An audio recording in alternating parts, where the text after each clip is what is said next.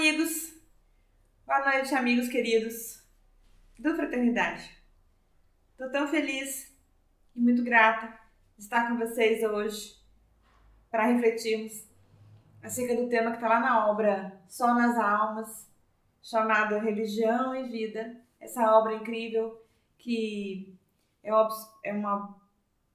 apresenta psicografias, né, daquele que foi parceiro durante um tempo curto de trabalho de Franciscano Xavier, Valdo Vieira, mas nos traz mensagens belas.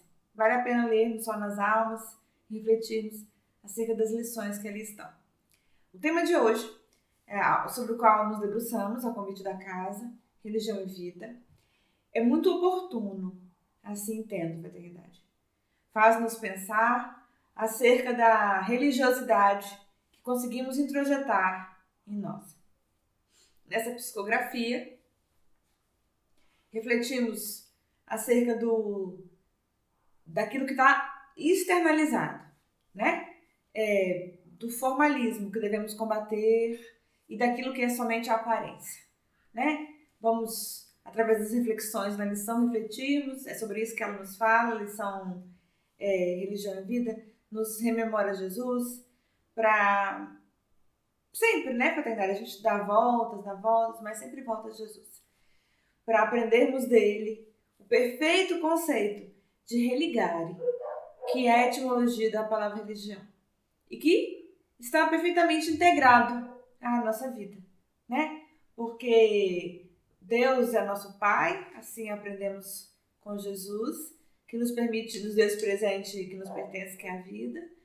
Mas para sempre caminharmos na direção do ser que podemos ser, cada vez mais feliz, pleno, cada vez mais evoluído. E nesse processo de evolução a gente evolve a fonte, no sentido de cada vez mais irmos espelhando atributos que são divinais e que estão em nós. Por isso o papel da religião verdadeira é o perfeito religare. E Jesus é o mestre em nos ensinar isso, né? Jesus espelha, né, uma divina claridade, a vontade de Deus para nós. Então, a lição da religiosidade plena e perfeita, que está muito além dos conceitos de religião, a noção nos é trazida por Jesus, né? Quando ele fala que eu e o Pai somos um. Então, ele espelha, né, in totum, a vontade de Deus, para além do que está fora, né? Para além das externalidades, da aparência, do ritual, da ritualística, daquilo que se finge ser, que se aparenta ser, que se diz ser, né? O conceito verdadeiro da religião é introjetada, que se transmuta em religiosidade, em religare, que é a perfeita ligação, novamente, com a fonte, sem perder a nossa individualidade. O religare é nos conectarmos com Deus novamente, porque nos perdemos dele. Como religiosos, essa lição é muito atual e muito adequada, especialmente nesse mundo que se tornou, né, na fala de Marshall McLuhan, filósofo, uma aldeia global, onde tudo é instantâneo, onde as pessoas viram celebridades de um minuto, né, onde adquirem fama, notoriedade, às vezes em conceitos esvaziados, inclusive dentro da religião, né? Vemos religiosos que são pops, usando uma música, né, que é muito famosa, dentro do nosso espiritismo também. Temos visto oradores, palestrantes que se tornam celebridades e que são seguidos como se eles mesmos fossem a mensagem, de uma maneira equivocada para aqueles que os acompanham e para eles mesmos, que se sentem mais do que são. E aí a lição nos rememora que a verdadeira religião é aquela, consoante os ensinos do Cristo, vivida! Ah, que bonito, fraternidade! Que aí a gente rememora, então, Francisco de Assis, né? Que nos ensinou a evangelizar. Ele dizia, evangelize sempre. Sempre, olha a fala desse emissário de Jesus, né? Você que já conhece o Evangelho de Nosso Senhor. Muitas vezes sereis o único evangelho que alguém lerá. Olha a responsabilidade do expoente, né? E trazendo o nosso espiritismo, do cristianismo redivivo, que é o espiritismo. Olha a responsabilidade. Muitos não lerão o Evangelho segundo o Espiritismo, jamais, infelizmente, lerão Kardec, não terão a base kardeciana, que é fundamental para a gente compreender o Espiritismo, mas vão observar um palestrante, um expoente, um orador, tirando dele o que é o Espiritismo. Mas só que, como diz Francisco de Assis, é muito mais do que falar. Por isso que ele fala, muito cuidado, ele falava do cristianismo, né? Você que já conhece o Evangelho do Nosso Senhor. Você, muitas vezes, será o único evangelho que alguém lerá. E, portanto, evangelize sempre. Sempre. E aí nos dá a lição que coaduna com a nossa reflexão religião e vida de hoje. De Sol nas Almas, pessoal. Evangelize sempre, diz Francisco de Assis. Se precisar, use as palavras. Para dizer que a verdadeira evangelização é a vivência. É o esforço de mantermos congruência. E como é difícil, pessoal. Como é difícil. Né? Mas é necessário esforço. Não dá pra gente condescender com o erro, da gente falar, tudo bem não. Se a gente errar, sem conhecimento de causa, os expoentes, os espíritas verdadeiros, os espíritas que querem se candidatar a espíritas perfeitos, né? Porque Kardec nos ensina que há os espíritas imperfeitos, que eles não fazem a conexão entre o ensinamento e a conduta moral, eles só falam, só dizem que sabem ou só especulam. Então, para aqueles que se candidatam a espíritas perfeitos, candidatam, né? Olha só, a responsabilidade da vivência, né? De trazer para a nossa vida uma conduta reta, ética, digna, adequada, em consonância com aquilo que a gente fala. Tudo bem errar quando a gente erra por desconhecimento, ou quando a gente erra porque a situação saiu do nosso controle por alguma situação, ou por um equívoco, uma falha, um lapso, porque somos criaturas muito atrasadas. Todos nós, né, verdade? Vamos reconhecer que a gente mora num orbe atrasado. A Terra é atrasada. É linda, pessoal, mas é uma escola atrasada. É uma escola expiatória. Então, vocês imaginam que tipo de gente que mora na escola expiatória? Eu, você, né? Eu, tu, ele, nós, vós, eles, somos tudo atrasados. Então, o erro aqui, graça. É natural acontecer, mas não um erro consciente. É necessário que a gente faça o esforço da vivência. Então, se eu já sei, preciso viver ou fazer o esforço. Por isso que a gente aprende com os espíritos, Kardec ensina, né? Que ele sabe que é o verdadeiro espírito daquele que faz o esforço. Esforço de domar as más tendências, as más inclinações, as viciações, as paixões, a tendência ao erro, que é o natural na curva natural aqui da nossa caminhada na Terra. O natural é o erro, porque nós somos criaturas atrasadas. É preciso esforço para sairmos desse lugar, especialmente aqueles que estão à frente das lides espíritas. Olha a responsabilidade. A lição de Religião e Vida nos convida, então, à vivência. Tá bom, pessoal? A trazendo para a nossa vida o compromisso. Aquele que fala, especialmente aquele que ensina, que evangeliza, que palestra parla, né, acerca do Espiritismo, traga para si a responsabilidade, o compromisso de tentar viver de acordo com o que fala e que sejamos cada vez menos lenientes com eles e condescendentes com nossos erros. Porque temos sido, sabe? Eu vejo muitas pessoas que falam aí no dia a dia, falam, não, tudo bem, mas tudo bem, não tá tudo bem. Especialmente quando a gente fala. Então, Religião e Vida, aprendemos em Sol nas Almas, é trazer para nós que o templo onde Deus quer habitar é o seu coração, né? E que não precisamos abstrair do formalismo, porque às vezes a gente tende a levar de religiões onde já estagiamos em muitas vidas para a doutrina dos espíritos a forma, né? Eu vou lá e assisto a aula. Pronto, aprendeu na aula, que bom, então agora vive, porque a escola é o mundo, a escola é a nossa própria vida. E o templo onde Deus quer habitar é o nosso coração, porque trazemos o DNA dele conosco, né? O esforço da vivência. Aí a gente traz a religião para a nossa vida, para o dia a dia, né? Sem condescender com o nosso estágio evolutivo atrasado. Porque a gente fala assim, eu sou atrasado. Não, mas nós estamos aqui para evoluir. Esse é o objetivo, fraternidade. Vamos pacificar isso, sabe? O objetivo da nossa reencarnação. Nesse momento, 8 bilhões de criaturas humanas encarnadas na Terra. A Terra nunca teve centro. Tanta gente reencarnada junta. Mas olha, todo mundo reencarnou com o mesmo objetivo. Curioso, né? Meu objetivo não é aparecer nesse mundo midiático. Meu objetivo não é ter likes, não ter seguidores, também não. Meu objetivo não é ser o melhor do que o outro, também não. Nosso objetivo é ser melhor que você. Portas adentro do seu coração, no seu quarto, na sua casa psíquica, você com você mesmo, olhando para você, sendo sincero com você. É necessário muita sinceridade para a gente fazer o nosso processo evolutivo, né? O burilamento de nós mesmos. Isso não se dá, viu, pessoal? A gente aprende com Joana de Anjos na série psicológica, que começou lá nos anos 80 com um livro chamado Homem Integral, né? Naquela época ninguém falava em psicologia, no espiritismo. Hoje a gente percebe o quanto é necessário a gente refletir a gente aprende com Joana que não é possível fazer a nossa reforma íntima sem autoconhecimento, sem autodescobrimento, sem autotoque, sem autorreconhecimento. Eu preciso reconhecer, sabe, fraternidade? Para eu trazer a minha religião, que é o Espiritismo, para a minha vida, eu preciso reconhecer minha viciação. Também não precisa se expor, né? Não precisa falar para os outros, mas precisa reconhecer. Sim, eu sou ambicioso mesmo, eu sou vaidoso mesmo, eu sou interesseiro mesmo, eu sou ciumento mesmo, eu sou materialista ainda, meu Deus. São tantas as viciações de graça na Terra, a gente precisa olhar para a gente se reconhecer. Mas não é para se reconhecer para sentar sobre o defeito. É para reconhecer, para trabalhar um por um, a cada vez. Se a gente conseguir avançar uma encarnação, minimizando, não vou nem falar eliminar, porque como são muitos os defeitos em nós, mas a gente consegue minimizar um defeito, já avançamos muito.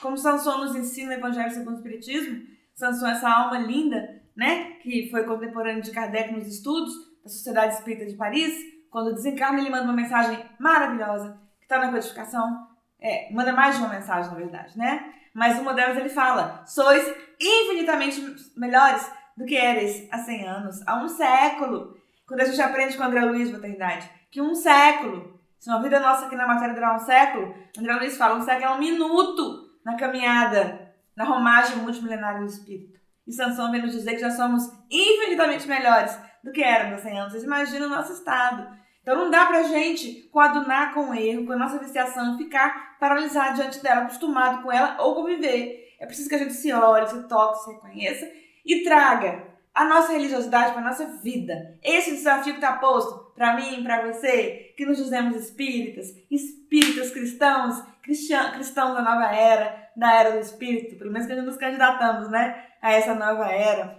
Como diz Emmanuel, pessoal, de maneira linda, para a gente pensar na força da religiosidade na nossa vida, como deve ser, ele fala assim: você poderia estar em quaisquer filosofias que você quisesse, né? Todas louváveis na Terra.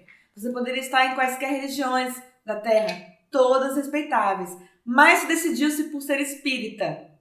Seja espírita, o nome do seu nome. Coisa linda! O que Emmanuel quer dizer com isso, fraternidade? Que a gente precisa viver com congruência e respeito a essa doutrina que abraçamos. É espírita você? Então viva consoante o espiritismo. Coloque-se como espírito encarnado e viva como espírito, dando às coisas materiais um valor passadiço, não se apegando às coisas, não tendo aspirações materiais, a não ser aquelas que são necessárias para nós mesmos, né? E o que os espíritos ensinam no Evangelho é que a gente, insaciáveis que somos no nosso atraso, tendemos a trazer o supérfluo para a nossa vida e transformar o supérfluo em necessário.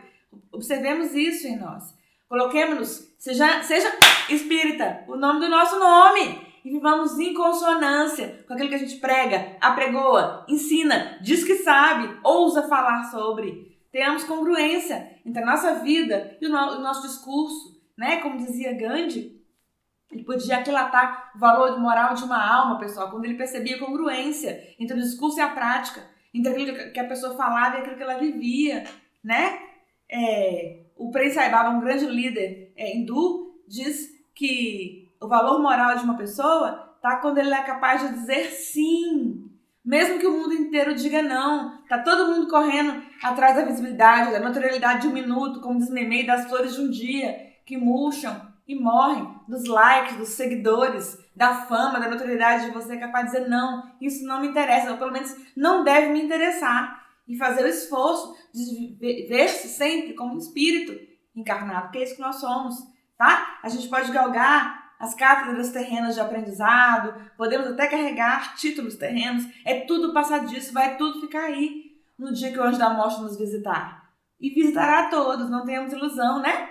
Ele chegará a todos e nesse dia estaremos nós conosco mesmos, olhando para nós e perguntando o que é que foi que eu fiz na minha vida. Eu inverti valores, né? Eu amei coisas e usei pessoas, terrível, para alcançar coisas. Muitas pessoas fazem isso na Terra. Não, sem querer julgar o outro, analisando apenas a situação, porque também nos é dado analisar a situação, não tragamos mais isso para nós, tá, pessoal? Porque já incorremos nesse risco muitas vezes, né? Sabemos analisar as situações terrenas também, para a gente conseguir vivenciar consoante aquilo que a gente fala. Muitas pessoas na casa espírita, pessoal, diz assim, não, a gente não deve julgar, a gente não deve julgar, a gente não deve julgar. Sim, a gente deve julgar a pessoa, nunca. Essa é a lição crítica para nós, né? Não julgar a pessoa, mas precisamos ter a frieza de analisar situações e falar, não, isso daí não dá para mim mais. Não dá para eu coordenar com isso. Não dá para viver assim, né? O outro vai ser como ele quiser ser, né? Deixa o outro, como dizia o Chico Xavier, né? Deixa o outro ser como ele quer ser, como ele pretende ser, mas eu não, eu sou como devo ser. E nesse sentido, a Terra é uma escola. A gente analisa situações e fala, não, isso aí pra mim não dá não. Isso aí pra minha vida eu não quero. Não, isso não tá certo, né? E ele dizia, por exemplo, o Sai Baba dizia que ele relatava o valor de uma pessoa quando ela dizia sim, quando todo mundo dizia não. Se a consciência dela dissesse que era sim, e o contrário também.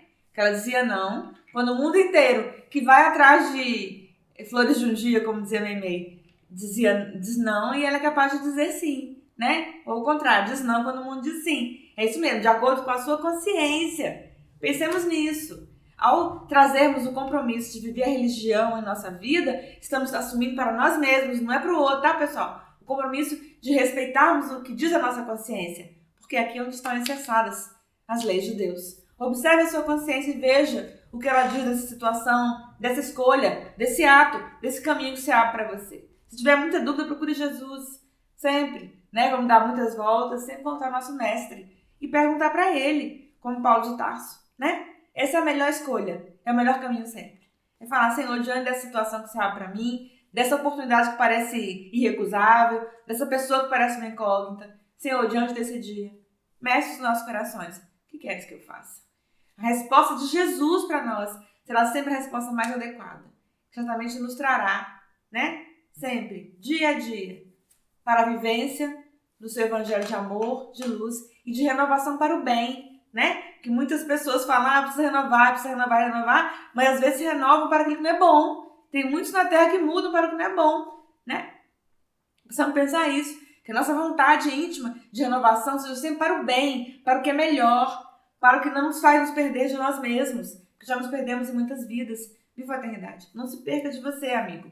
Nunca mais. Você é um espírito. Eu também. Nós somos um espírito. Espíritos, falando só para os encarnados, investidos de uma veste material densa, né? Mas que dura pouco. Uma encarnação, como a André Luiz falou, dura 100 anos, que não é nada. Não podemos nos perder aqui na Terra de nós mesmos, tá? Invertendo valores, indo em busca de questões absolutamente importantes que vão passar, né? Pensemos sempre que ao percebermos sempre que somos espíritos, olhando para tudo com um olhar espiritual. Qual é o valor disso daqui a 100 anos? Quando eu voltar para casa, porque a gente já aprendeu na fraternidade que morrer e voltar para casa, qual é o valor disso? Pense nisso, tá bom? O que eu estou deixando de lado para fazer isso? Isso aqui tem valor real? Aprendemos com os espíritos a questão das prioridades. Priorize na sua vida aquilo que é espiritual, tá? Aprendemos que não tem nada na Terra diante do qual a gente possa falar, eu não tenho tempo para isso, se isso é importante para a gente. Quando a gente falar para alguma coisa, viu, fraternidade, pense nisso. Eu não tenho tempo para isso não, eu estou dizendo, isso não é uma prioridade para mim, certo? Seu livre-arbítrio deve ser respeitado. Mas pare e pense na sua vida, o que é prioridade para você? Observe o que tem sido prioridade para você nesse momento. E aí é onde você está botando seu coração, e esse é o seu tesouro. Esse lugar onde você está colocando seu tesouro para bater, isso aí tem valor real? Tem valor espiritual? Essa que deve ser a pergunta. A nós, que nos dizemos, como diz Emmanuel, espíritas. E aprendamos cada dia mais a trazer a religião, no sentido de religare, de conexão com o Pai que nos ama, para a nossa vida, para a nossa vivência, para o nosso dia a dia.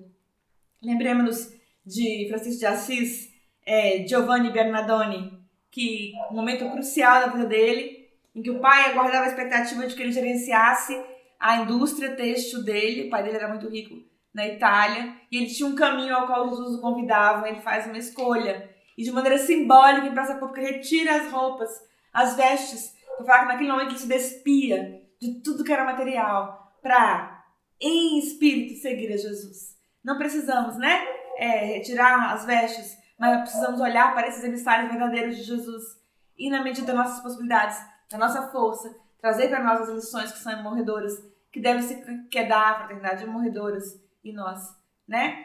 Precisamos repetir Pedro na sua vivência, né?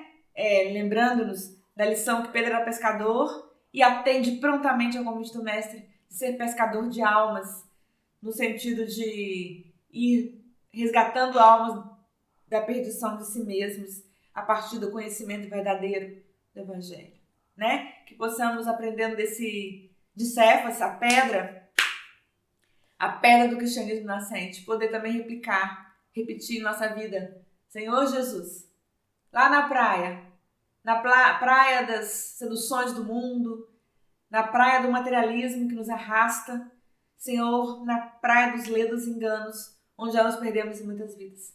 Nessa praia, Senhor, larguei o meu barco para junto a Ti buscar um novo mar. Um mar de renovação íntima, verdadeira, real, que me faça ser, Senhor, a pessoa que eu ainda não sou. Mas, meu Deus do céu, 2000 anos, Senhor, da Tua descida gloriosa à terra, da Tua descida, Jesus, luminífera à terra, eu já tenho condições de ser. Ninguém alegue, por favor, ser ignorante das lições evangélicas, né? Há 2000 anos, as lições de Jesus estão na terra. Desde 1857, estão na forma do cristianismo redivivo, na forma de um convite à vivência verdadeira, para além da forma, para além das aparências, para além daquilo que o mundo julga ser. Desde 1857, os espíritos coordenados pelo Espírito de Verdade, que é o próprio Cristo, nos convidam a vivermos de verdade, uma verdade transformadora para todos nós. Aceitemos esse convite. E vamos com o Mestre para o mar alto. O mar alto da transformação de nós mesmos, que é difícil, é dura. É muito difícil falarmos e vivermos. É muito difícil pregarmos e vivenciarmos. É muito difícil termos congruência entre aquilo que a gente ensina e aquilo que a gente tem escolhido na nossa vida. Mas é necessário segurarmos na mão do Mestre. E com sinceridade de propósito. E humildade de espírito, porque somos muito pequenos, seguimos adiante com Ele, né? Jesus não nos convida hoje a retirarmos as vestes em praça pública, mas nos escoiamarmos de tudo aquilo que é desnecessário, de tudo aquilo que nos arrasta para caminhos que não são de Deus para nós, para que possamos com Ele trilharmos um caminho de luz, que é o caminho que na verdade nos pertence. Desde o dia que saímos das mãos luminíferas de Deus, há um caminho lindo para nós. Precisamos apenas desse processo de religar, de nos conectarmos com a vontade do Pai e entendermos quais os caminhos devemos caminhar na Terra, quando encarnados e fora dela, né? Lembramos, pessoal, Irmã Dulce, essa amiga de Jesus, que durante muito tempo na biografia dela, ela repousava no lar que ela construiu, né, no abrigo, numa cadeira de madeira, muito dura. E algumas pessoas iam visitá-la, isso no repouso da tarde, na sexta, né? Algumas pessoas iam visitá-la e aí falavam para ela: não, irmã, nós vamos construir para você uma poltrona ou uma cama para você repousar na sexta. E ela dizia: então dou uma cama para o meu abrigo. E para aqueles que insistiam e davam para ela recebia com muito afeto e depois doava para o abrigo. E assim ela disse a uns biógrafos dela que ela conseguiu ganhar muitas camas que ela precisava naquele abrigo que ela construiu, inicialmente a partir de um pequeno galinheiro na casa em que ela entrou. Vejam vocês, né? Quando o coração está decidido a fazer o bem, não há fronteiras que nos impeçam. E cada vez que caminhemos na direção do bem, mais corajosos ficaremos para o bem, para aquilo que tem valor real. Me lembro agora, nessas reflexões com vocês, pessoal, de Moab José, o presidente do Lar Pouso da Esperança, lá de São Luís, no Maranhão. Um lar maravilhoso de crianças que ultrapassa décadas, né, de existência contínua. Uma característica dos trabalhadores de bem é a continuidade no trabalho isento de interesse pessoal, a continuidade no trabalho idôneo, no trabalho respeitável, diante do qual todos recuamos, né? Quando reconhecemos a força daquele trabalho, né? Recuamos reconhecendo nossa pequeneza. Às vezes não temos condições de levantar obras tão valorosas. Moab, certa vez, procurou Chico Xavier, porque lá no Pouso da Esperança, ele ia começar a fazer palestras, né? Sendo ele o primeiro palestrante. E aí ele perguntou ao Chico sobre o que ele deveria falar, inclusive porque no lar entravam muitas crianças e jovens, né? Como abrigados, acolhidos, e que não eram espíritas. E aí o Chico ensinou para ele: meu filho, fala sobre amor. Fala sobre amor. Falando sobre amor, o recado de Jesus estará sendo dado. Essa é a verdadeira vivência, viu, pessoal? Da religião na nossa vida. É quando falamos e vivemos o amor. Quando as nossas escolhas são amorosas, as mais amorosas possíveis, isentas das nódoas pessoais, do personalismo que enodoa os nossos trabalhos. Quando o nosso vivenciar é de amor puro, pleno, é difícil, sim, porque somos aprendizes muito incipientes no amor, mas é necessário abraçarmos essa escolha. Que seja a nossa escolha em todos os dias, as nossas escolhas amorosas. E se precisarmos falar, falemos de amor, né? Queria encaminhar para os nossos 5 minutos finais, pessoal. Lembrando Jesus na fala linda do mentor de nossa casa, de Humberto Campos, de Irmão X, quando ele nos narra, lá em Boa Nova, Jesus olhando a senhora no gasofilácio, né? A história do gasofilácio está narrada nos evangelhos, todos sabemos. A viuvinha chegou lá e deitou 2 centavos. E aí, para os olhos do mundo, a contribuição dela parecia pequena, mas Jesus ensinou os discípulos a olharem para além do que os olhos veem e mostrou a eles que a doação dela era grandiosa aos olhos de Deus, porque ela tinha dado com esforço, né? Nessa hora que a gente dê com esforço, que a gente doe do nosso tempo, dos nossos talentos, dos nossos valores com esforço, não do que nos sobra, né? Pode dar do que nos sobra, mas o valor daquele dado com suor, com dedicação é incomparável, né? E aí Jesus ensina isso aos discípulos, que o valor da senhorinha que tinha colocado 2 moedinhas era grandioso na comparação com todos aqueles que tinham dado do que sobrava. Essa é a passagem que está nos evangelhos. Aí, Humberto de Campos nos ensina em Boa Nova, dentre tantas lições lindas que nosso amigo espiritual nos traz, tem também essa. E que depois de tudo, né, veio uma senhora, depois de fechar o templo de Jerusalém, que no templo era onde aconteciam os sacrifícios, né? Naquela época, o sacrifício de animais era uma prática comum, então vocês imaginam o nosso atraso, né? A gente continua atrasado, mas a gente já foi muito mais, né? Vamos reconhecer nosso avanço como humanidade. E aí vocês imaginam como devia ficar o templo, né? Então, depois que o templo fecha, chega uma senhorinha, já mais idosa, né? E ela sozinha, sem que ninguém convide, pega um balde, uma vassoura e começa a lavar o templo. Por que ela faz isso? Porque no dia seguinte, possivelmente, tudo ia recomeçar, mas o lugar tinha que estar limpo, que no entendimento dela, aquele era um lugar sagrado, né? E para um lugar sagrado, a gente dá o nosso melhor, a nossa melhor parte. Então, ela vai sem que ninguém peça. A narrativa de Irmão X não fala que alguém tenha pedido. Ela vai e começa a limpar. E Jesus então ensina aos discípulos, para que eles ensinassem a nós, para que 2 milênios passassem, a gente varasse o tempo e enfim conseguisse compreender. E enfim virasse para Jesus e falasse, Senhor, mexe os nossos corações, enfim, eu entendi. Ele fala que essa deu mais que todos, porque ela deu dela, da essência dela, da alma dela, da ânima dela. Pensemos nisso, amigos, quando formos vivenciar a religião, a perfeita religiosidade em nossas vidas, para além do que o mundo aguarda achando que é o correto, para além do olhar do outro, sócio da expectativa alheia também, as pessoas não sabem. Lembre-se que foi a maioria das pessoas que condenou Jesus e libertou Barrabás, tá? Soltemos-nos do que o povo acha, do que as pessoas estão querendo ou esperando, soltemos-nos da forma, porque o espiritismo é essência, não é forma, tá bom? Então, na vivência do cotidiano, vamos trazer para o nosso coração esse compromisso de dar de nós, do nosso melhor, de vivenciarmos para o mundo, no mundo, levando para o mundo a nossa melhor parte. Aquilo que a gente tiver aprendido de verdade. Aquilo que a gente tiver semeado no nosso coração e que esteja agora, enfim, 2000 anos passados, o Evangelho de Nosso Senhor frutificando. Esse é o presente que iremos apresentar ao mundo na forma de presente para o nosso Messias divinal. A nossa efetiva decisão para a transformação. A nossa caminhada, enfim, na direção do bem maior, que é o amor e a paz que nos aguarda a todos.